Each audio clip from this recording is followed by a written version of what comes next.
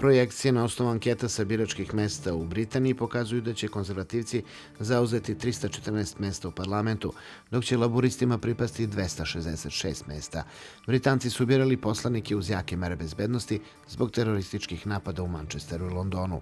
Kako javlja dopisnica RTS-a iz prestonice Ujedinjenog kraljevstva, zabeležen je visoki odziv mladih glasača, što je u odnosu na prošle izbore veliko iznenađenje. Izlazne ankete nisu pouzdane, a prvi zvanični rezultati se očekuju tek ujutru.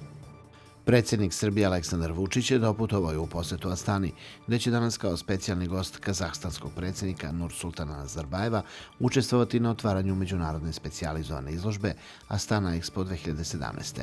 Na otvaranju ove izložbe prisustvovaće veliki broj svjetskih lidera, ruski predsjednik, kineski predsjednik, španski kralj, indijski premijer i mnogi drugi. Predviđeno je da se Vučić tokom boravka u Astani sastane sa Nazarbajevom, premijerom Sagintajevom i predsjednikom Senata parlamenta Kazahstana Tokajevom. Potpredsjednica vlade Srbije i članica predsjedništva SNS-a Zorana Mihajlović izjavila je da je važno da Srbi u nedelju na izborima na Kosovu budu jedinstveni, da među njima ne bude sukoba i da izaberu najbolje. Također, izbor koji će Albanci načiniti predstavlja njihovu sliku i sliku onih čiju podršku uživaju. Mihajlovićeva je dodala da Beograd i Priština moraju da nastave dijalog kroz koji treba da rešavaju sve otvorene probleme i da sprovedu u delo sve što je do sada dogovoreno. Cena roaminga u regionu za Srbiju, Crnu Goru, BiH i Makedoniju biće ponovo snižene od 1. jula, izjavio je Tanjugu, direktor regulatorne agencije za elektronske komunikacije. Predsjednici Rusije i Kine Vladimir Putin i Xi Jinping su pozdravili u Astani bliske odnose dve zemlje tokom sastanka na marginama samita Šangajske organizacije za saradnju, saveza u kojem dominantnu ulogu imaju Moskva i Peking.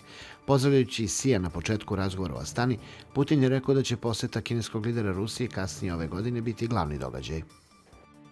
Svedočenje bivšeg šefa FBI-a Jamesa Comeyja pred odborom za obavještajne poslove američkog senata završeno je nakon nešto više od 3 sata i u centru je pažnje svih američkih, ali i većine svetskih medija.